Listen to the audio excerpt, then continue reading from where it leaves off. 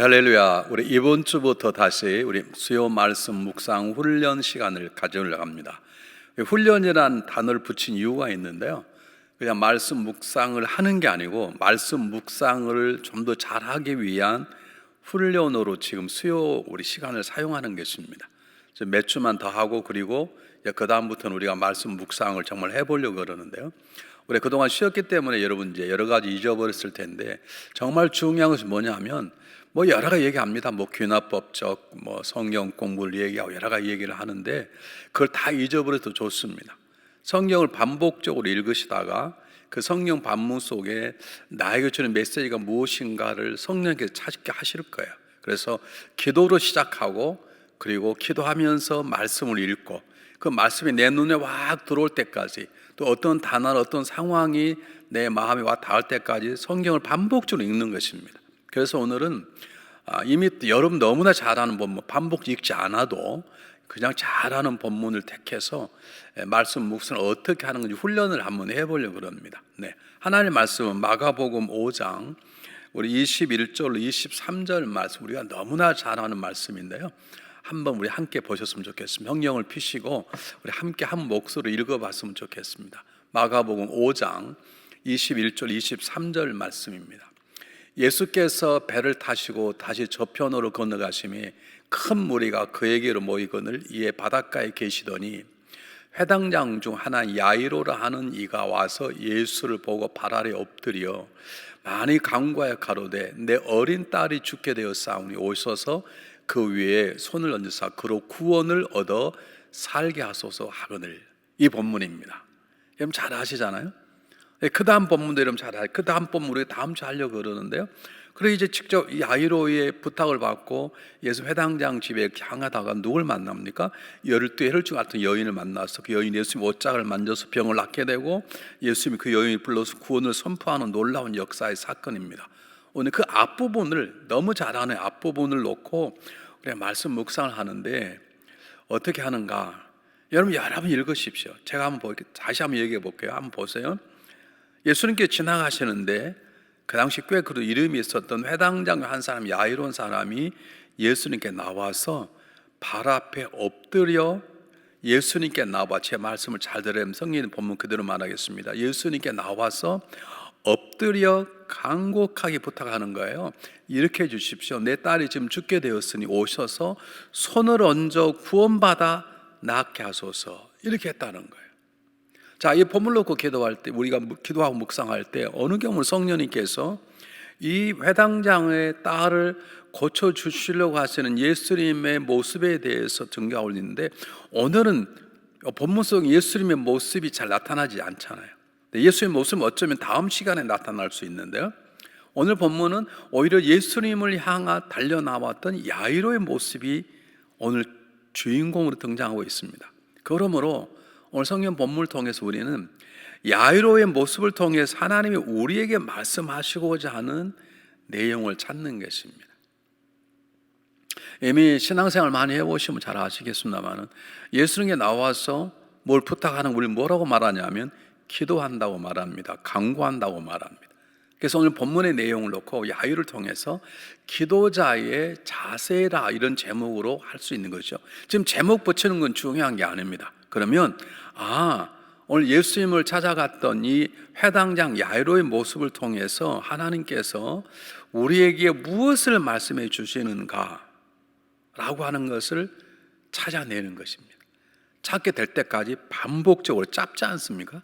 다시 한번 읽어보겠습니다. 성경 본문 21, 23 다시 한번 볼 테니까 한번 보시면서 저 짧은 본문 속에 이제는 중심을 예수 그리스도가 아니고 야이로 놓고 볼 때 야이로가 예수님에게 어떻게 무엇을 하는 것인가를 보면 우리 좋은 힌트를 얻을 수 있습니다. 잘 보십시오.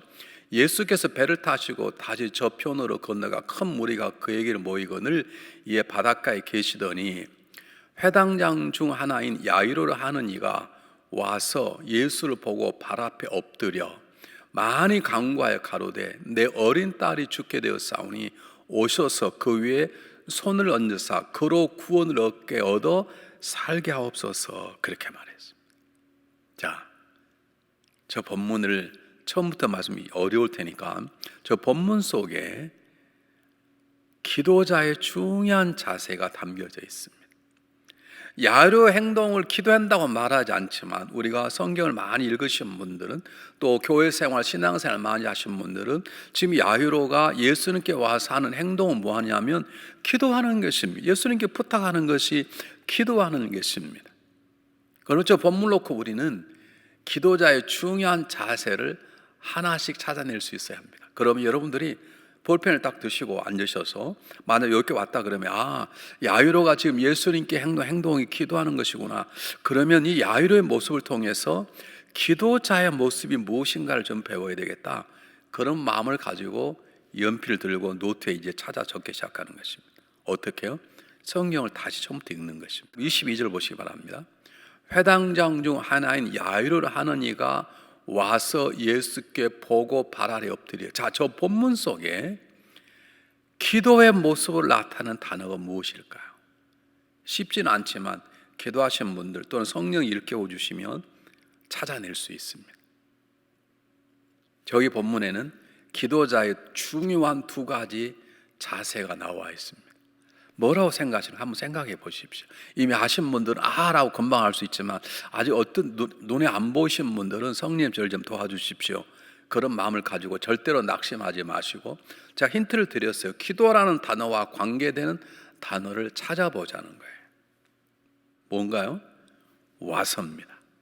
기도라는 예수님 앞에 찾아가는 것입니다. 기도는 예수님을 향해서 나아가는 것입니다. 여러분, 금요 기도에 왔다는 말은, 새벽 기도에 나왔다는 말은 예수님 앞에 오는 것입니다. 이게 기도의 중요해요. 물론 예수님 우리 앞에 와 계십니다. 그런데 나 안에 와 계시는 그분 앞에 우리가 나가는 것을 기도라고 말합니다. 여러분, 기도는 대화입니다. 예수님 말씀하십니다. 그리고 그 말씀에 반응해서 우리가 예수님께 말씀하는 게 대화인 것이 그 기도이잖아요. 그러면 기도는 예수님이 우리를 찾아오셨습니다.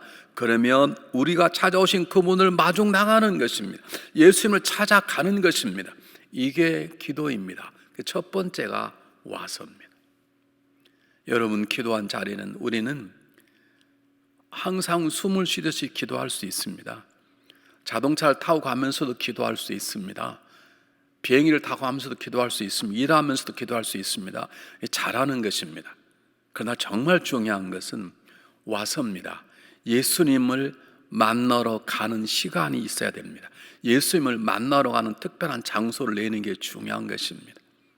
그래서 새벽 기도가 중요한 것이고, 금요 기도가 중요한 것이고, 골방 기도가 중요한 것입니다. 요즘 어려운 시대를 살아가면서 여러분, 하나님 앞에 나아가지 않습니까? 언제든 나갈 수 있습니다. 쉬지 않고 기도해야 됩니다. 그러나 정말 중요한 것은 장소와 시간을 정하고 예수님께 나아가는 것이 정말로 중요한 것입니다. 우리 성경 한번 보실까요? 마태복음 11장 28절 말씀, 너무나 잘 아는 본문인데요. 수고하고 무거운 짐진 자다, 다 내게로 오라 그랬어요.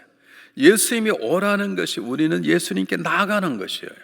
이것이 기도인 것이죠. 주님께 수고하고 무거운 자는 내게로 오라. 왜 와요? 와서 기도하라, 그 말 아닙니까?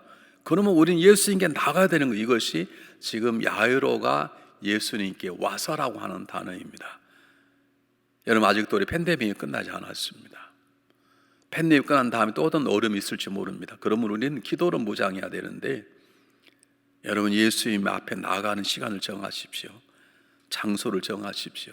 새벽 기도, 금요 기도 대단히 중요합니다. 그러나 이것 말고 더 따로 1대1로 만날 수 있는, 또는 두세 명이 함께 모여서 하나님 앞에 나와서 기도하는 시간과 장소를 정하시면 훨씬 좋겠습니다. 한번 보실까요? 히브리서 4장 16절 말씀 한번 보시기 바랍니다. 히브리서 4장 16절에 뭐라고 말하고 있냐면, 그러면 우리가 국률하심을 받고 때를 따라 돕는 은혜를 얻기 위하여 은혜의 보좌 앞에 담대히 나갈 것이니라. 주님께서 오라 그러셨잖아요. 수고하면 내게로 오라. 그러니 우리가 나가지 못할 이유도 없고 나감을 두려워할 필요도 없습니다. 아무런 조건이 없습니다. 죄로 수고했든지 뭐로 수고했든지 힘들고 어려우면 그분 앞에 담대히 나가는, 죄 지은 사람은 경찰서 앞에 지나기 힘들 것입니다. 그러나 죄를 지어도 하나님 앞에는 담대히 나갈 수 있습니다. 주님께서 오라고 말씀하셨기 때문에 이것은 하나님의 은혜라고 그러는 거죠. 여러분, 우리를 오라고 하시는 분은 하나님 한 분밖에 안 계십니다. 오늘 아무라도 갈 수 있습니까? 아무 식당 가서 무조건 밥 먹을 수 있습니까? 아무 극장 가서 무조건 영화 볼 수 있습니까? 아닙니다.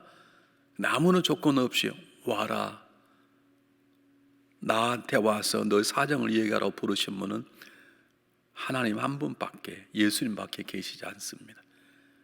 여러분, 예수님께 나아가는 시간, 예수님께 와서 간구하는 시간과 장소를 정하시고 기도의 삶을 사시기를 바랍니다. 두 번째입니다. 엎드렸단 말이에요. 발 앞에 엎드렸다는 거, 이건 뭘 말하는 것일까요? 한번 찾아보시겠어요? 뭐라고 한번 여러분 답을 써야 되는 것인지 답을 한번 써보십시오. 뭐한 자세로 기도해야 되는 것입니까? 발 앞에 엎드리란 말은 겸손한 자세로 기도했다는 것입니다. 좀 기도가 된다고 여러 가지 모습으로 기도한 분이 계십니다. 여러분, 기도는 하나님 앞에 뵈는 것입니다. 그러므로 정말 기도할 때는 정말 정중한 자세로, 하나님 뵙지 않지만 하나님 내 앞에 있다고 생각하고 정말 정결한 자세로 겸손하게 기도하는 것입니다. 겸손이란 단어는 100% 내 의지나 내 노력이나 내 업적을 내려놓는 것입니다. 오직 하나님의 은혜만, 하나님의 능력만 붙잡는 것이 겸손인 것입니다. 제가 오래전에 우리 중보기도 팀과 함께 미국에 있는 콜로라도 덴버에 있는 세계 중보기도 센터를 방문한 적이 있습니다. 우리 중보기도 팀들에게 훈련하기 위해서. 제가 거기 가서 이제 기도하고 잠을 자고 제가 새벽 3시 반쯤에 일어나서 본당을 들어갔습니다. 근데 깜짝 놀랐습니다. 사람들이 쓰러져 있는 거예요. 저는 그래서 혹시 이 사람들이 기도하다가 뭐 잘못된다, 그게 아니고요, 엎드렸어요. 완전히 엎드렸어요. 여러분, 이 카페트는 어떤 의미로 더럽지 않겠습니까? 사람들이 다 발로 밟고 다니는데, 근데 하늘을 보고 있는 것도 아니고 그냥 땅에 완전히 엎드려서, 그것도 다 넥타이 메고 와이셔츠 입은 분들이었어요. 나중에 알고 보니까 그분들이 그 지역에 있는 CEO들인데 CEO들의 모임이 기도였습니다. 그들은 내가 맡고 있는 사업체가 하나님의 사업체가 되고, 사업체가 잘 되어 하나님 나라가 세우는 도움이 되는 사업이 되게 해달라고 기도하는데, 내 노력이 아니라 내 지식이 아니라 우리 회사 가진 맨파워가 아니라 하나님의 은혜로 원합니다. 그래서 완전히 항복하는 뜻으로 그 와이셔츠 넥타이를 입고 어떻게 하면 이 더러운 카페트에 그냥 엎드려 있는 거예요. 그것이 겸손인 것입니다. 여러분, 왜 기도해도 기도가 응답되지 않은가? 여러 가지 이유 중에 하나 있는데, 기도가 잘 된다고, 기도가 내 몸에 배었다고, 나는 그래도 기도를 좀 할 줄 안다고, 기도할 때 많은 응답을 받았다고, 그런 마음으로 겸손의 자세가 흐트러지면 기도 응답은 쉽게 일어나지 않습니다. 성경 보겠습니다. 시편 17절 말씀 보십시오. 여호와여, 주는 겸손한 자의 소원을 들으셨으니 저의 마음을 예배하시며 귀를 기울여 들으소서. 겸손한 자의 소원을 들어주신다는 것입니다. 여러분, 기억하셔야 됩니다. 기도한다는 건 내 모든 것들을 100% 비우고 하나님 것으로만 채우는 것을 말합니다. 때를 쓰는 게 아니에요. 저는 아무런 못합니다. 저는 무익한 종입니다. 제가 할 수 있는 건 nothing, 아무것도 없습니다. 오직 하나님은 가능합니다 라는 마음으로 엎드리는 것, 그것이 겸손인 것입니다. 내가 40일을 철야를 하고 40일 금식을 하고 모든 사람들이 존경하고 우러러보는 그런 기도 용사라 할지라도 하나님 앞에 서는 그 순간에 우리는 엎드리는 겸손이 있어야 되는 것입니다. 성경 한번 더 보실까요? 야고보서 4장 6절 말씀 한번 잘 보십시오. 그러나 더욱 큰 은혜를 주시나니 그러므로 일렀으되 하나님이 교만한 자를 물리치시고 겸손한 자에게 은혜를 주신다 하였느니라. 정확하게 말합니다. 여러분, 기도 응답 좀 받았다고, 기도가 내 몸에 좀 배웠다고 여러분 교만해서는 안 됩니다. 어제까지 하늘이 문이 열리는, 홍해가 갈라지는 기적을 경험했다 할지라도 오늘 엎드리는 겸손의 자리를 떠나면 하나님 오늘 우리 기도에 침묵하실 수 있습니다. 하나 더 보실까요? 저의 가장 은혜 받는 본문인데요, 누가복음 22장 41절, 예수님께서 겟세마네 동산에서 기도하시는 마지막 모습이 저희를 떠나 돌 던지 막아서 무릎을 꿇고 기도해요. 예수님하고 하나님하고 가장 친밀한 관계 아닙니까? 그럼 편안히 앉으셔서 기도하셔도 되지 않습니까? 예수님께서 무릎을 꿇고란 말은 정말로 겸손한 마음으로, 예수님 겸손하지 않아서가 아니라 우리들에게 본을 보여주시는 것입니다. 이렇게 기도하라는 것이죠. 저는 죄송합니다. 저는 우리 금요기도 시간, 새벽기도 시간에 저는 제일 뒤에 앉습니다. 그래서 여러분의 기도하는 자세를 봅니다. 자세가 굉장히 중요합니다. 여러분 겸손한 자의 자세가 막 이렇게 기도할 수 있습니다. 그럴 수 없습니다. 겸손한 마음을 가진 자가 그렇게 기도할 수 없습니다. 겸손한 마음은 우리 몸까지도 낮추는 것입니다. 세 번째, 그 다음 한번 보겠습니다. 5장 23절 한번. 많이 간구하여 가로되 내 어린 딸이 죽게 되었사오니 오셔서 그 위에 손을 얹으사 그렇구나 해서, 저게 보면 기도하는 자의 첫 번째는 기도는 주님께 나아가는 것이고, 두 번째는 엎드려 겸손하게 기도하는 것이고, 저기에 세 번째, 네 번째, 다섯 번째가 다 있습니다. 만에 간구하여 가로되 내 어린 딸이 죽게 되어서 오셔서 그 위에 손을 얹으사 그 구원을 얻게 하소서 그랬어요. 자, 저기 보십시오. 우리는 성경이 말하고 하는 글자를 통해서 보여주는 하나님의 말씀을 깨달은 것과 동시에 숨겨진 말씀이 있습니다. 저 본문 속에 글자로 나와 있지 않지만 숨겨진 말씀이 있습니다. 그거 함께 찾아내셔야 돼요. 저 본문 속에는 밖으로 드러나는 기도자의 중요한 자세가 두 가지가 나와 있고, 보이지 아니하는 중요한 자세가 또 하나 남겨 있어요. 제가 다시 한번 읽어볼 때 한번 찾아보십시오. 그 단어가. 두 단어는 우리가 지적할 수 있어요. 그리고 한 단어는 지적되지 않지만 우리는 줄 사이에라고 말하죠. 즉 글자의 줄 사이에 보이지 않는 비공간 속에 담겨진 기도자의 자세가 있어요. 한번 보실까요? 만일 간구하여 가로되 내 어린 딸이 죽게 되었사오니 오셔서 그 위에 손을 얹으사 그로 구원 얻어 살게 하옵소서 하고 했어요. 그냥 간구도 중요한데 뭐예요? 많이 간구해요. 기도의 세 번 장소는 많이 간구하는, 간절히 간구하는 거, 열심히 간구하는 거예요. 여러분, 우리가 기도할 때 중요한 것은 간절한 마음으로 기도하는가가 얼마나 많이 기도하는 것보다 훨씬 더 중요할 수 있습니다. 많이 기도해도 대강대강하는 기도가 있을 수 있습니다. 간절히 기도하는 게 중요합니다. 한번 성경 보실까요? 예레미야 29장 13절. 너희가 전심으로 나를 찾고 찾으니까 간절합니다.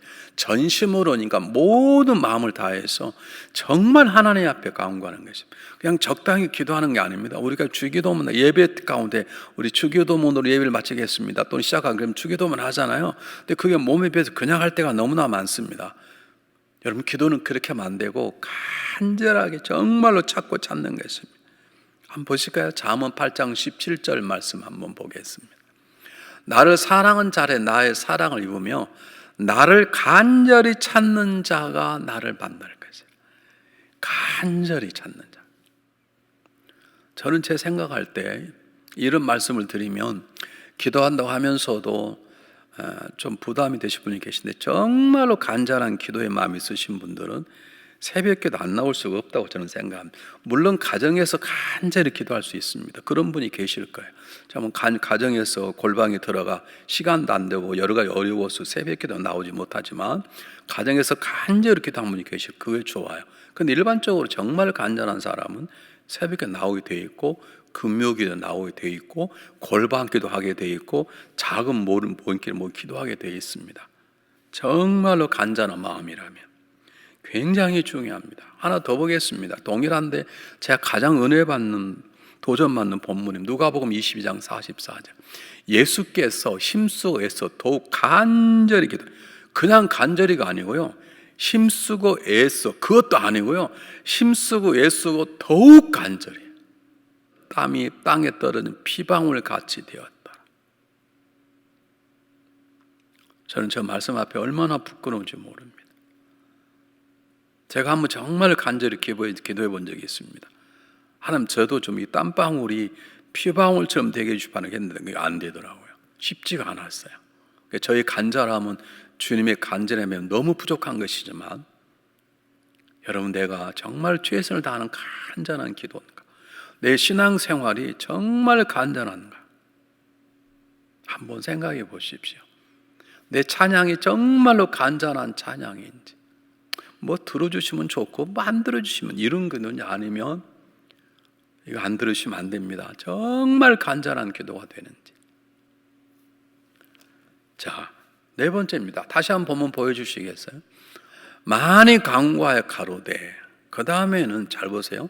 내 어린 딸이 죽게 되었사니 오셔서 그 위에 손을 얹으사 그로 구원을 얻게 살게 하소서 그랬어요. 한번 가로넣기 해보시겠어요? 가로넣기. 무엇으로 기도해야 된다?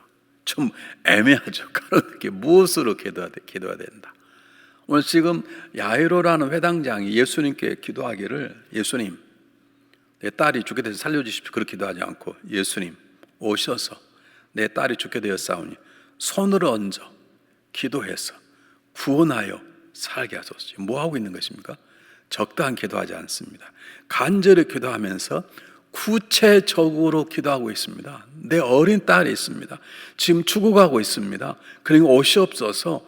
그리고 손을 얹어서 구원받아 살아나게 해서 구체적인 기도입니다. 어제 뉴스에 보니까 중국에 있는 50층짜리 빌딩이 이렇게 움직였어요.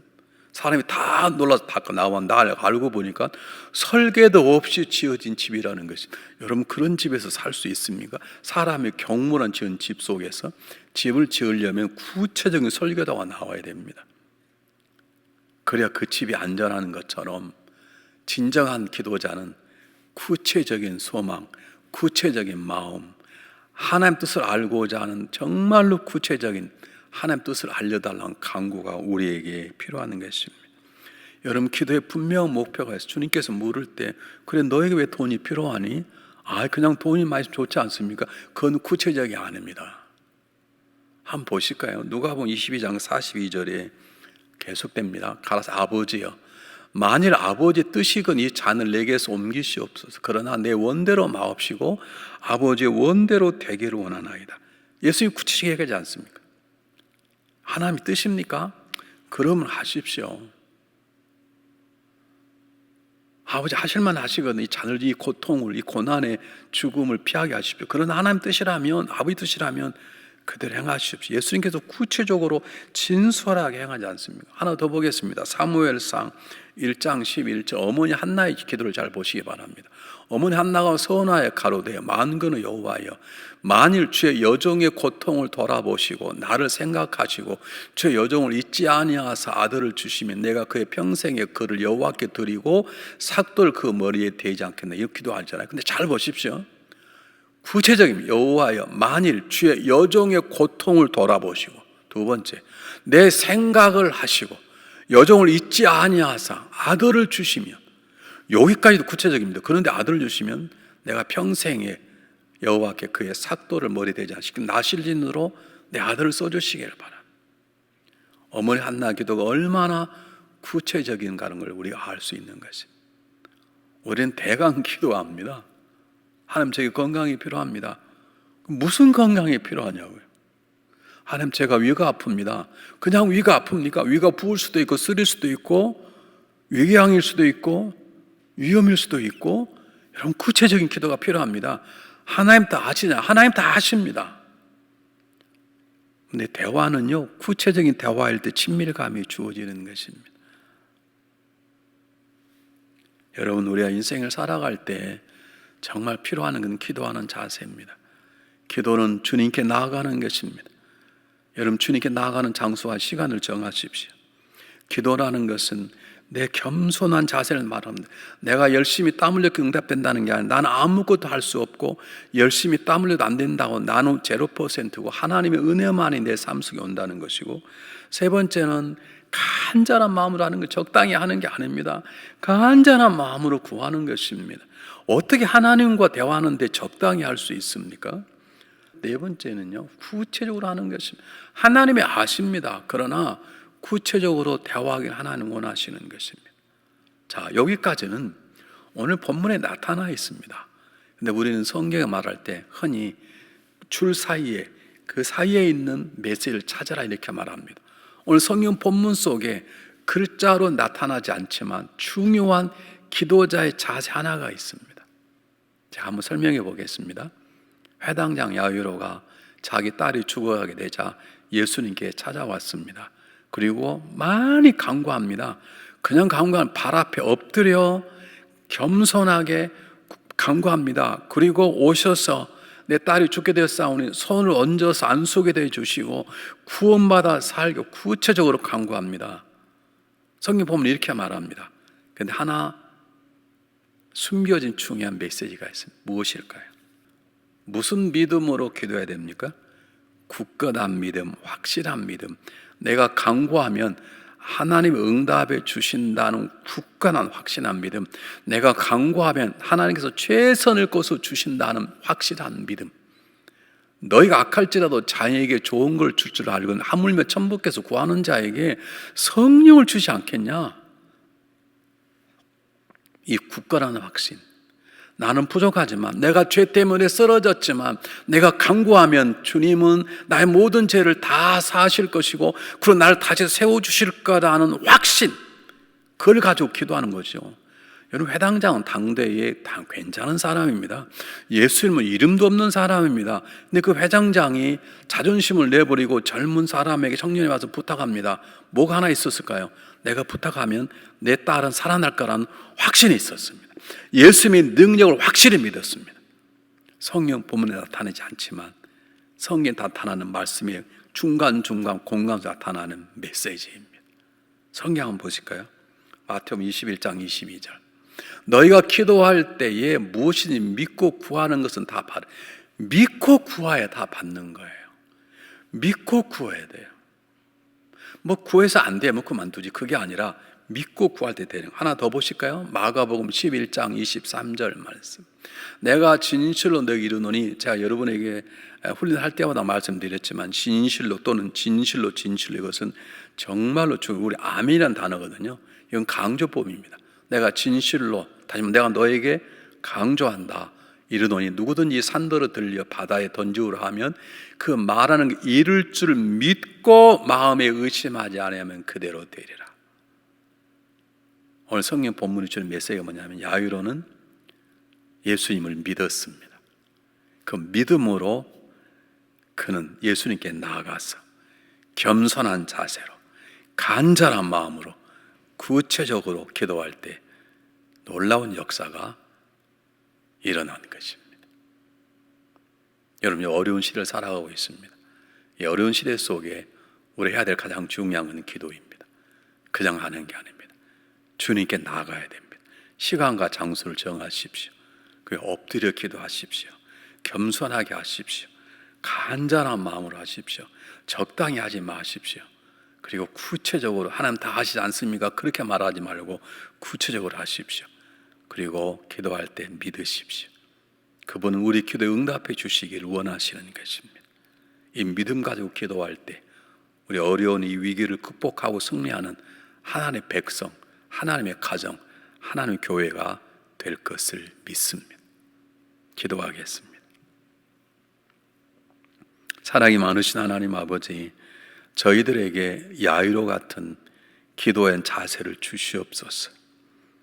주님 앞에 나아가 기도하는 시간과 장소를 정하게 도와주시며 겸손하게 무릎을 꿇고 기도하는 겸손한 자가 되게 도와주시며 적당히 아니라 간절하게 기도하게 도와주시고 구체적으로 기도하게 도와주시되 기도를 들어 응답하시는 주님을 믿고 기도할 수 있도록 우리에게 믿음의 믿음을 더하여 주시옵소서. 역사해 주실 것을 믿습니다. 살아계신 예수 그리스도 이름으로 감사하오며 간절히 기도하옵나이다. 아멘. 숙제 하나를 내겠습니다. 숙제는 뭐냐면 그 다음 본문입니다. 24절부터 마지막 본문까지 여러분 본문을 보시면 이제 한 여인이 병을 고치는 장면이 나오지 않습니까? 그 여인의 모습을 이번에 보겠습니다. 여인이 12해를 혈중하던 여인이 어떻게 해서 병을 고침받는 기적을 경험했는지, 기적을 경험하는 여인이 기적을 경험하는 날, 기적을 경험한 우리 가정, 기적을 경험한 우리 교회가 되기 위해서 해야 될 것이 무엇인지 한 여인의 모습을 통해서 우리에게 말씀하시는 하나님의 말씀을 다음 주 할 것입니다. 미리 읽어오십시오. 미리 생각해 보시기를 바랍니다. 말씀을 붙잡고 묵상하는 모든 분들 위해, 기도하는 모든 분들 위해 기적의 역사가 일어나기를 주님의 이름으로 축복합니다. 감사합니다.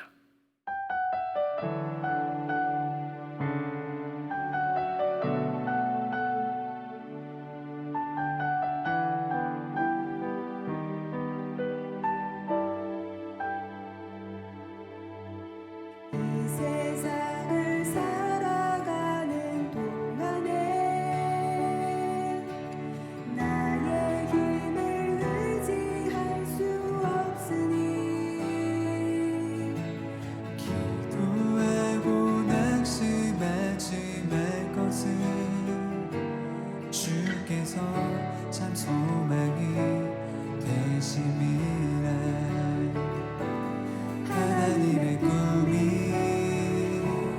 나의 비전이 되고 예수님의 성품이 나의 인격이 되고 성령님의 권능이 나의 능력이 되길 원하고 바라고 기도합니다.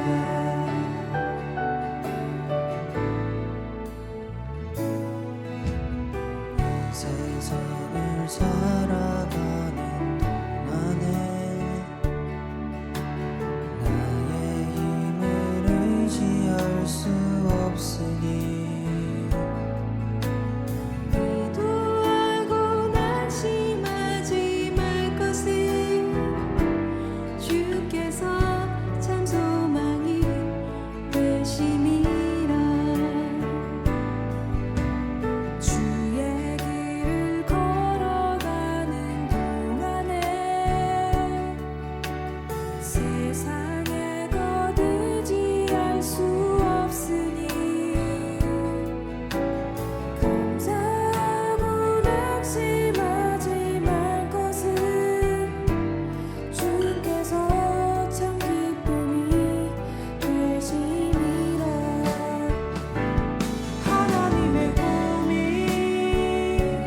나의 비전이 되고 예수님의 성품이 나의 인격이 되고 성령님의 권능이 나의 능력이 되길 원하고 바라고 기도합니다.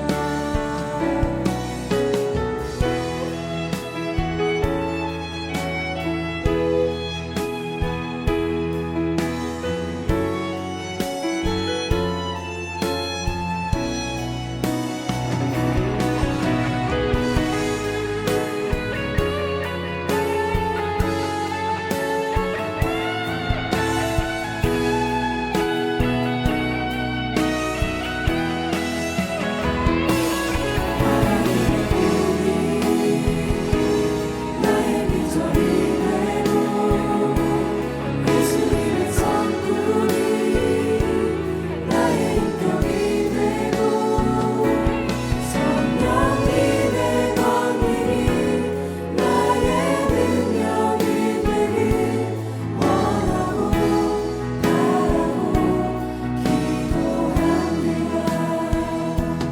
하나님의 꿈이 나의 비전이 되고 예수님의 성품이 나의 인격이 되고 성령님의 권능이 나의 능력이 되길 원하고 바라고 기도합니다. 하나님의 꿈이 나의 비전이 되고 예수님의 성품